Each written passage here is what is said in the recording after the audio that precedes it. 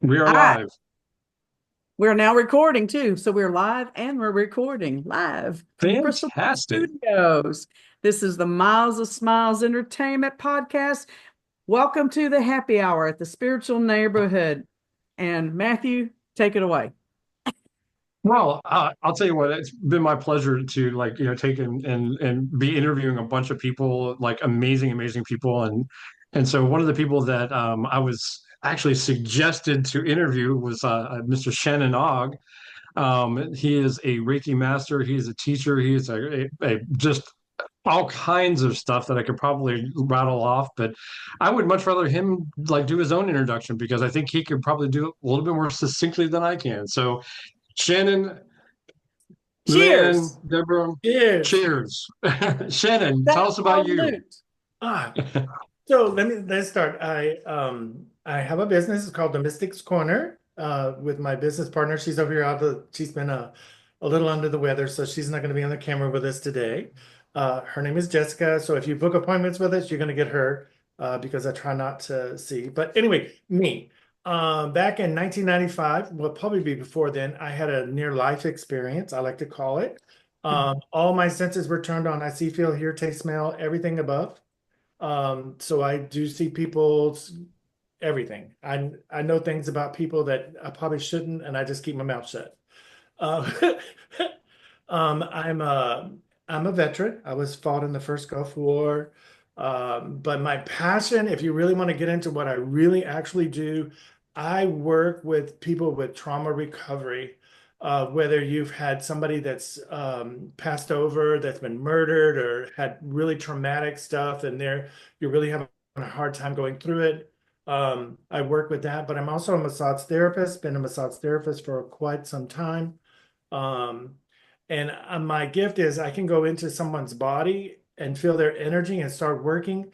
Maybe they've been having this thing, your shoulder be like froze up for eons, and the doctors can't figure out what to do with it, what's going on.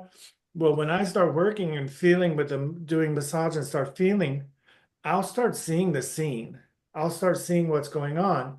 And so in the physical body, I'll start releasing that energy out of their body so that they can go ahead and start healing it. Because a lot of times the human body itself will take traumas on in it. So we have this, I call it a disruption in the energetic fields and the muscles, because the body is the most unique thing in the world. Um, it holds it. So when we have certain pains and aches and things that goes on, it's normally an energetic process that goes on. So I work with people that do that, PTSD, car accidents, all kinds of things, anything that's trauma. One of my passions is to work with kids. I like autistic kids. Their parents don't know what to do, and they just don't know how to communicate.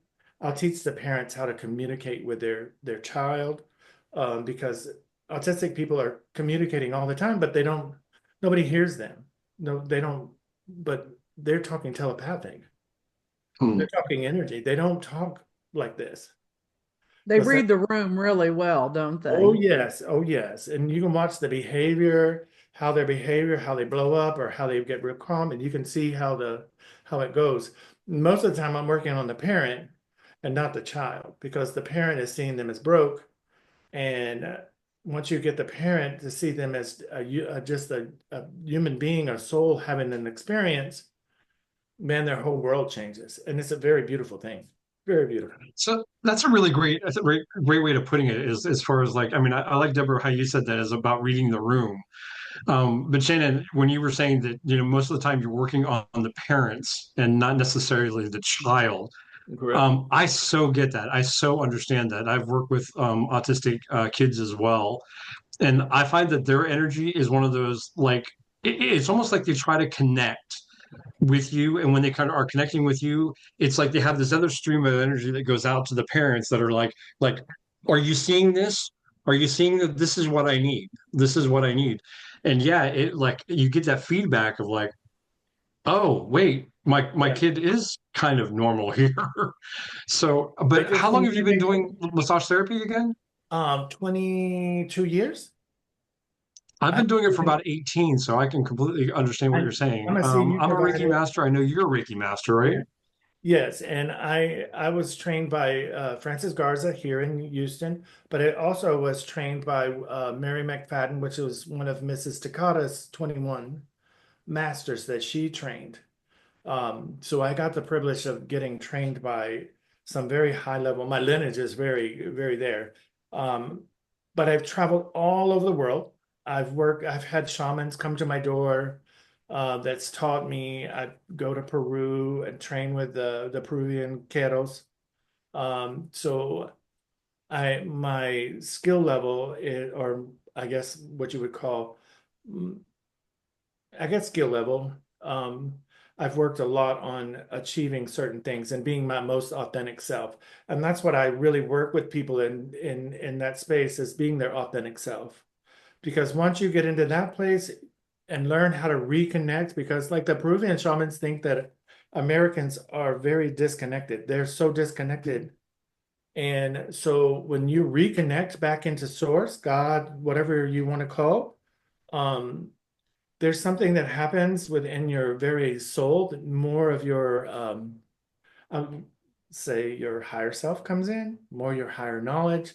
It steps you into the Christ consciousness, if you want to call it, um, to that higher levels of expandedness. It's like I'll get a reading from somebody and they're like, why are you here? Why are all those around you? I'm like, I don't know, but I just need confirmation. Tell me what you get. Don't be scared. Things do change when you have the near life or near death experience, however you want to, because you can't come back and not be changed. It's kind of like, travel. Everybody wants to travel because of the experience it gives them and it changes their perspective. Well, when you go to a totally different dimension, your perspective is going to be shattered. Yes. Absolutely. In a good way, but it's still shattered, Yeah, you know? everything that is not in alignment will go away from you. Yes. Yes. And I've People, had places, and things. People, places, and things. All of it will just go away from you. Yeah, and I've had very close friends and family say, you're just not the same since you had that experience. I used to No. know what you would say. I used to know what you would do. Used to know what you would react to. And now you come off with things that no one would have ever imagined. And I'm like, is that a good thing? And I'm like, Yeah. yeah, but it throws us off because we never know what to expect. And I'm like, I like that. That's good for me. Right. But what really happens then is that because you're different and they feel you're being pulled, you're over here, then they start acting out to try to get you to come back over here. Mhm. And like, Absolutely. no, I can't do that. You either got to come up with me and look at your shit. And because I've looked at my Mhm. shit and I've had to make a decision to see, oh, that is just a damn story I've been telling myself all this time. Right. I'll share with this, I as a child I had a lot of trauma. There was a lot of things that happened in my lifetime. And so going into combat, I came back out with PTSD, just so tremendous. They put me in the mental hospital. I took tons of pills. I had breakfast, lunch, and dinner with pills until this voice came and told me, hey, you're going to die if you keep doing that. And I thought, okay, I'm really, really, these pills are really, really intense. And they kept telling me like days, just over and over and over. So I began to wing myself off of it. And the voices started talking more. Um, and so in that process, um, after getting off, I had a car accident and I was sent to the other side again, which I'll tell you funny because when I came out of my body, I was looking at myself. I'm like, oh my God, I'm glad I'm not that. And they like, yeah, that's you. And I look at myself and I said, man, you're fluffy, And I weighed about like a buck 80 at that time. I just came out of the military. I was like slim as ever. And then I went on this journey to go and have a conversation with God for a while, and which was so interesting because you get to, I don't like to call it a life review. I just experienced and was the mastery of everything that I had experienced, and I get to a greater understanding why I needed to go through those experiences up to that point. And so I was in this, I guess, void place where I was with God or in with God and having these conversations with God. but it wasn't a state of conversation like voice. It was more of a state of knowing. And Mhm. so one of the things that is taken away from us when we're disconnected is that state of knowing. And so that was one of the things that was reestablished back into me, is that state of knowing. And so when I tell people, it's like when I work with them and we start going in and they ask, well, what do you do? I said, well, you got to find your state of knowing. You got to find that temple inside of you and open the door, go back in. Um, so that you're in the knowing, you're in that. Because when you let God see through your eyes, or you let spirit see through your eyes, whatever, you start seeing things in a way different perspective, because you see it, oh, this is something bad that's happened to me, but no, it's like, awesome. I'm having this experience. Now, what am I mastering here? What is it that I'm creating that I need to look at, that I'm not allowing myself to experience? And You so know, then, go ahead. I was just going to say, let me put this in Christianese, because I know a lot of people think there's a disconnect in spirit and God and all these things that we talk about on our group.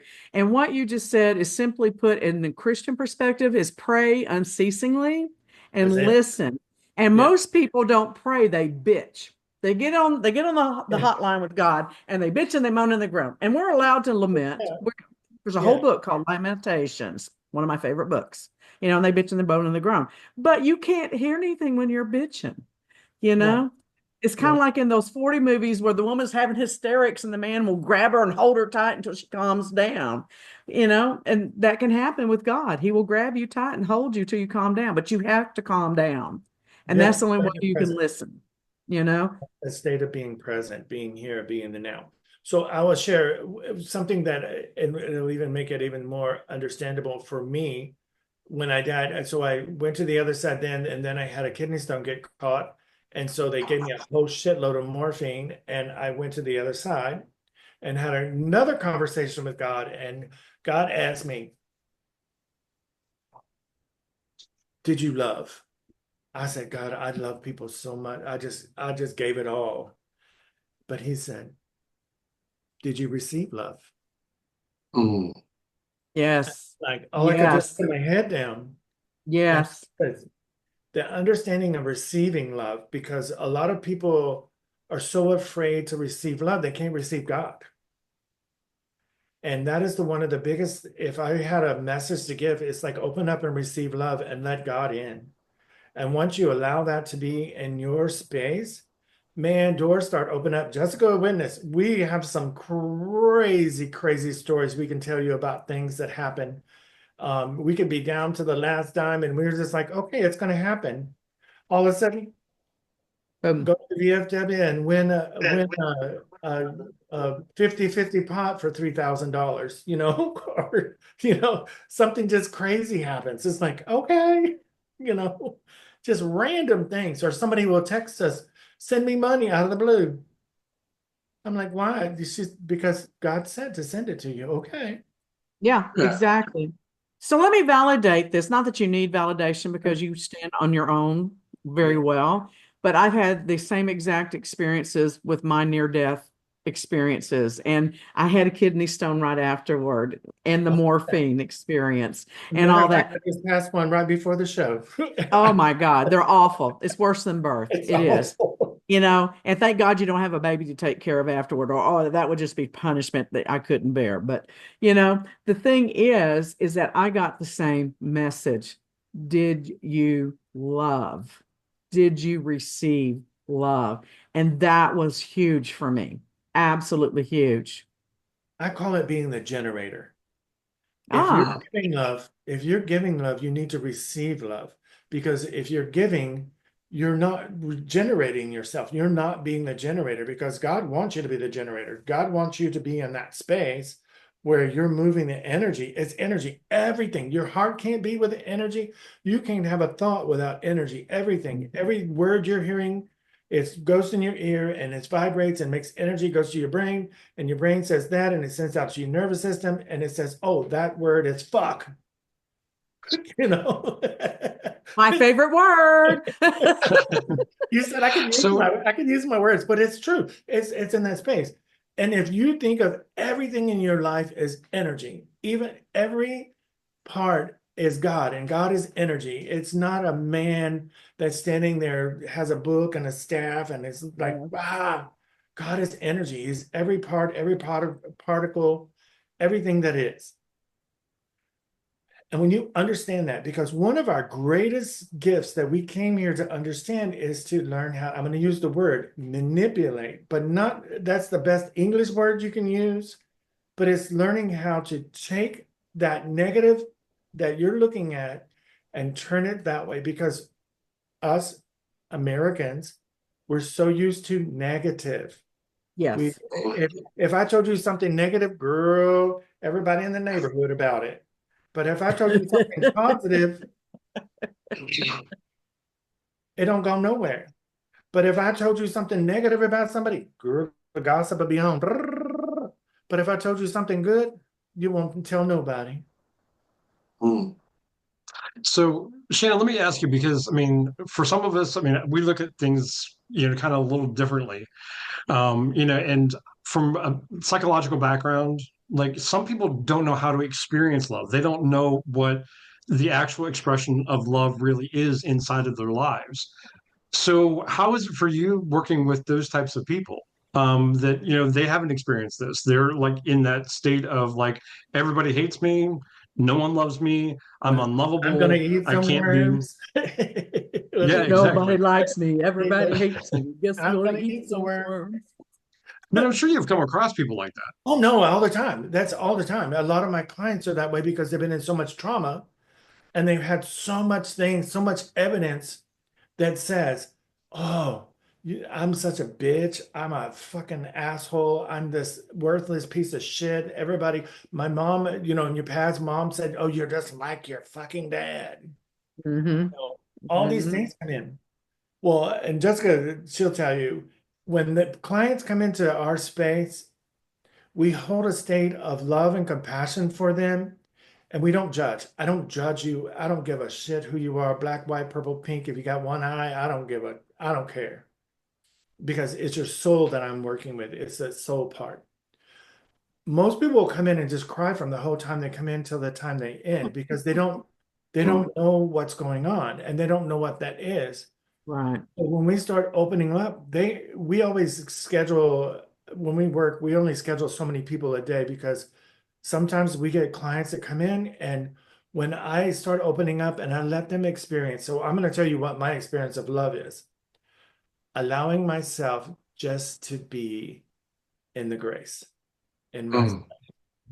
I, and I love that. Say that one more time. allowing myself just to be in the grace. That's all I have to be. Because when you're in the grace and I'm going to allow you to be you. I'm going to allow everybody you're hurt. I'm going to just love all of that hurt, everything that you're saying that is that. I'll tell you, you're right. Yeah, you're right. That's a story you're telling yourself because you were domesticated to have that story. So when we start working energetically and start going in and start seeing, wow, that had nothing to do with me. So we start doing the disconnect of the stories. And Jessica would do that to me. It's like I'll say something and she'll say, well, what's the story behind that? Mm. I get it back in my face because I've taught her. She knows. She's like, well, what's the story behind that? But when we start looking at love within ourselves, and I start looking at me, and I'm going to only speak for me because this is my experience of what it is. I am so at peace. Mm-hmm. I don't need anything in my life. Everything is just flows. The doors are open and everything is going. It is just this flow. And the energetic experience, how would I put words to it? It's like there's this movement. It feels like a dance inside of me, the best way to say it, inside of me. Mm. And that just it's just love. It flows. It's easy. Um, I don't expect nothing out of you. I see you for you and I love you for you and you do you and be the most best at you. but in myself, I have to look at myself and be my best. I need to show up. I always like this thing. I always like this thing. Oh, we have to be 50-50 in the marriage. Fuck no, I don't want no 50-50 in my marriage. I want 100%, 100%. Either your ass shows up 100% or don't come talk to me. Go work on your stuff. I got a question, Shannon. Yes, ma'am. Okay, so I'm really exposing myself here.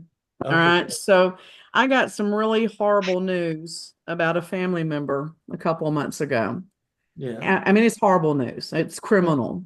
It really Okay. is criminal. Yeah. And I've been asking myself now for 2 months, going, what's wrong with me? Because I'm okay with it. I'm not traumatized. I'm not having meltdowns.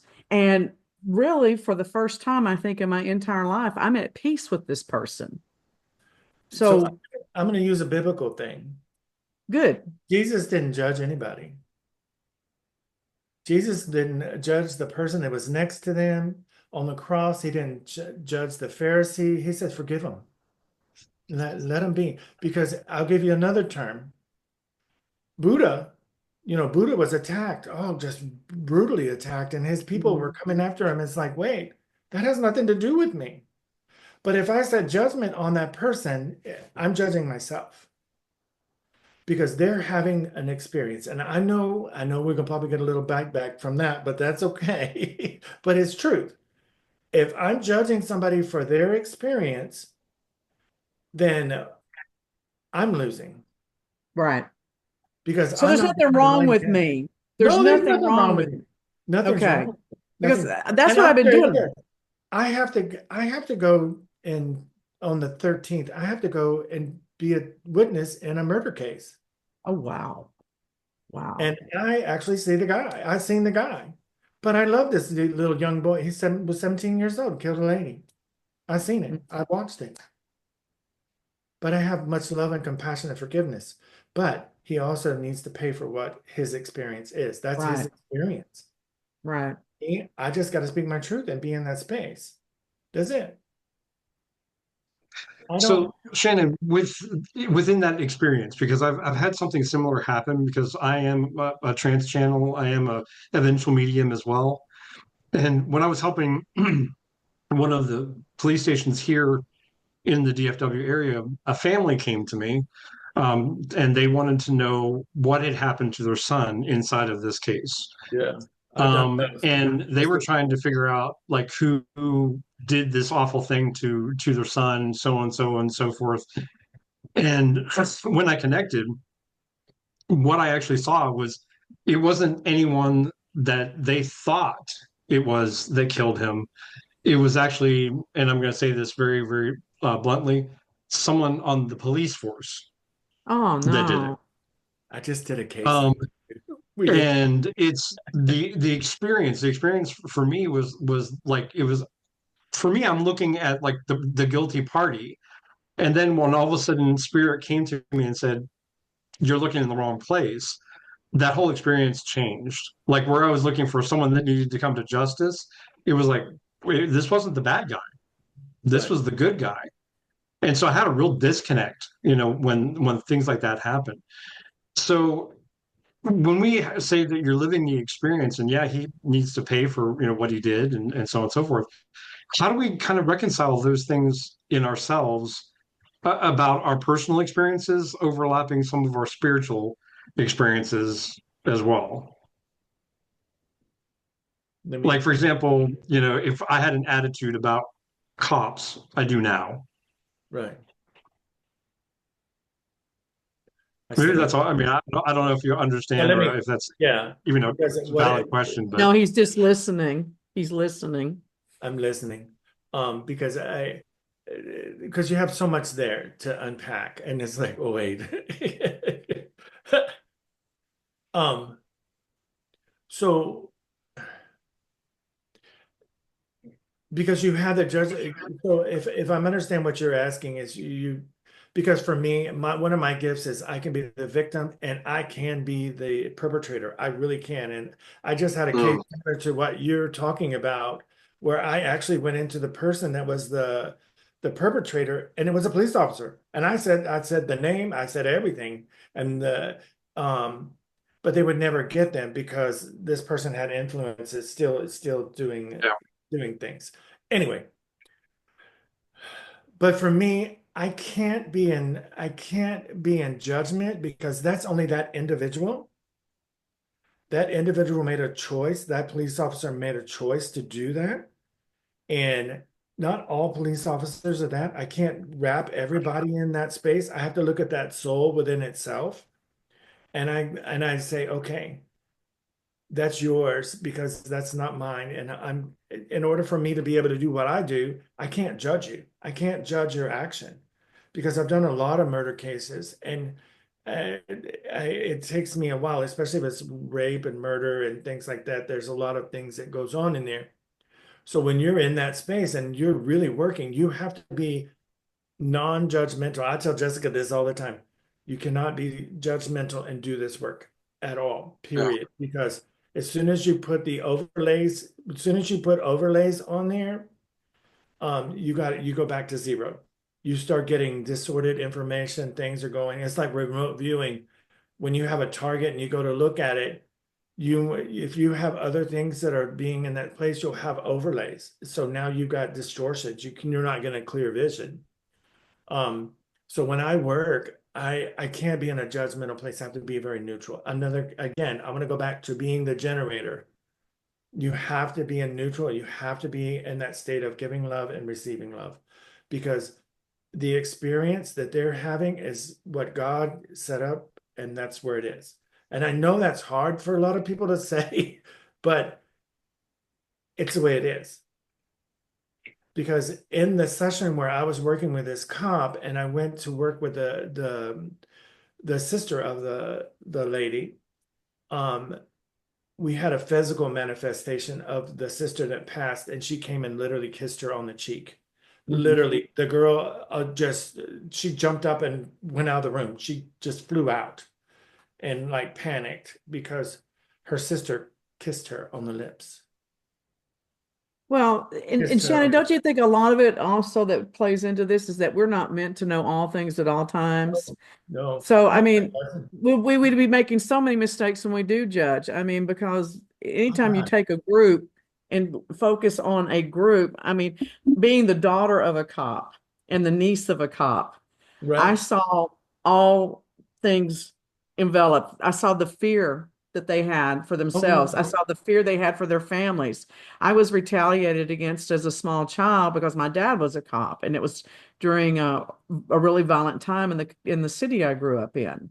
I also saw some cops that really did some horrendous things in my career as a private investigator and a bail bondsman. So, but the thing that always stuck with me from my childhood is that the people I thought were the strongest had some of the strongest fears. Yes. Oh, yeah. And how do I say this one?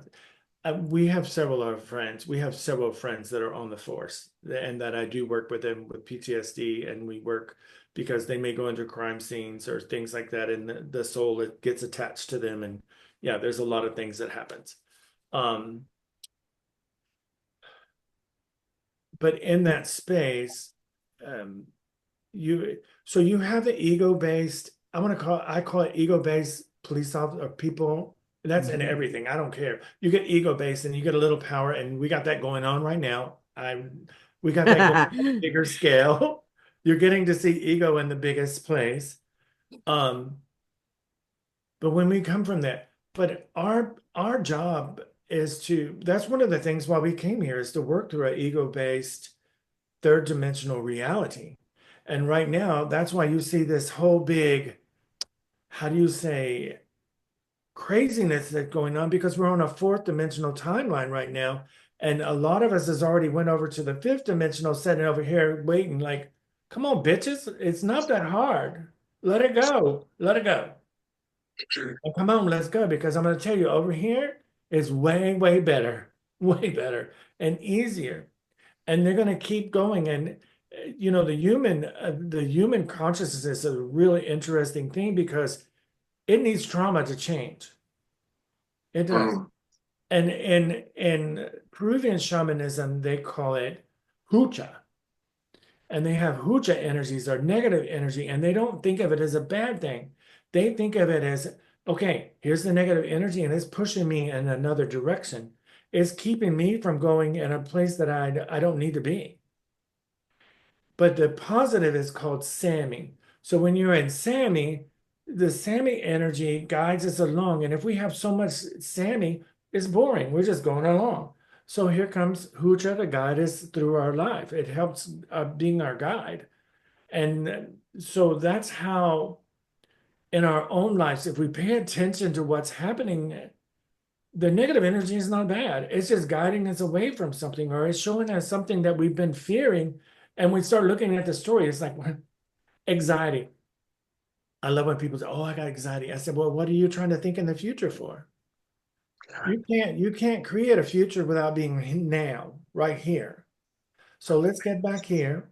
Like I always tell them to say, I'll say, Shannon, be here now. Shannon, be here now. Be now. Be right here. Because I can't fix anything over there. And I can't fix anything back there because that's depression. Back there is depression. But we're in the now, being the generator again. If you're in the flow, you're being in the neutral. I love teaching people this. They don't realize you got to push and pull and neutral. When we start playing with energy, and I teach class and I teach how you feel the energies, you're pushing and pulling, and once you find that center point, nobody can move you. Nobody can. Have you ever watched the Celestine Prophecy? I love that. I love the books. Love it, love it, love it. You understand it. And the other one that really moved me was The Life and Teachings of the Masters of the Far East. Yes. Yes. Old book. If you've read the series, you will understand everything that I'm saying. And when you start living it and start being in it, things happen. People just show up. We don't go anywhere, but people come and tell us stuff. They'll come and show us, tell us things. They'll come knock on the door. It's crazy. It's crazy sometimes. But you know what I got hoocha energy with? Eggs. The price of eggs is giving me hoocha energy. Oh, here we go. I love eggs. I love me some eggs. I like to eat my eggs every day, and it's giving me hoocha energy. But the egg companies have saw an opportunity to make a little extra cash now. Yes, bless them. Yeah, Jesus loves them. I What is don't know if you and the pygmy and the bless me and the pygmies in the Amazon or something. I forgot. The comedian, he says that all the time. And the pygmies in the Amazon because I could say something. Luann, what were you going to say, honey? I don't know if Shannon remembers, but he read with me almost 2 years ago. And I was just so confused about, why I wasn't selected to do something. And he goes, because you don't read for money. You read to extend love to others. That's it. And I was like, okay. That's it. And so I have been I hear myself saying to the client, you need to forget about what's in the rearview mirror. You need to be in the here and now. You can plan for the future, but today is where you need to be. Yeah. And I say it all the time. That's it. Because you got to be here now. And that's how you generate. It's like going into the void. If you want to say going into the void, and what is it? Being vulnerable to be known. Wait. Yeah. Vulnerable to be known, to be seen. So that you can be in that space to be open, to be vulnerable, to be known. And so you can be in that space that you're vulnerable enough that when you're in that space and you're like, oh shit, and you're panicking, well, you've pulled all your energy in. You can pray all the fuck you want. You can pray every day, all day, get down, get the Jesus on, get the Holy Ghost. As I was raised an Assembly of God, and so I could tell by the rhythm of your speech. Hell yeah. There's a rhythm that goes with that, not just the words, the rhythm. I was raised Assembly of God, and you have to get the Holy Ghost. Yeah, you do. And Pentecostal. yeah. So you have to pray through. But you can't pray through if you're in that space. You can't. Yeah. So when you understand, when you're in the void, and it's going to feel vulnerable, it's going to feel a place where you just lay down. I'll share this experience. Um, so Christ comes and talks. All of a sudden I'm getting, Oh, we got an echo. What'd you do, Shannon? I didn't do anything. Calm down, people. Yeah, everybody bring it down. There we go. All right. Because this is one of my favorite stories to tell people. Christ comes to me and talks to me quite a bit. And he comes at night and he sits on my bed and we have these conversations. And one time I'm asleep and I have this experience where Christ comes and sits with me. And all of a sudden I'm in this other place and I'm sitting on this stone step and I'm sitting there and I'm looking around and it's all like in rubble and it's just all this stuff around. And I'm said, Master, where are we at? He said, well, we're at your temple. I said, my temple is like not looking good here. Clean it, handle it, Roy. What the hell? He said, come on. So I got up and I turned and it's like there's this temple and behind me and it's all just gray and it's just falling apart and it's just terrible. It's just dirty and everything. And I'm like, oh my God, I'm embarrassed. I'm like all these things, I had all these emotions going on around it. And he said, open the door and let's go in. And I'm like, well, I don't want to. He's like, why? He said, because you're going to see okay, if it looks this bad on the outside, it's really got to look bad on the inside. And so I opened up the door and we go in and it's dark and it's musty and it's dusty and it's all these things inside. And I have so much like embarrassment and just shame and everything. It's like, oh my God, Master, forgive me. This is just, I'm sorry. I didn't, and he's like, and I'm looking around and he just smiles at me. He just smiles. So I'm just looking around and I see this light way off in the distance. And I said, what is that? And he says, that's your spark. He said, that's a God. That's God in there. And I said, well, God's really small and it's over there. He said, but it's like a candle sitting in a dark room, isn't it? God's always lights it up. I said, yeah, but it's dark in here. He said, well, tell it, light up. Tell it, light up. I'm like, I don't know how. He said, dummy, say, light up.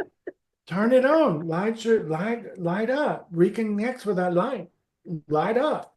And I did. And all of a sudden, this light began to get feeler and more and more.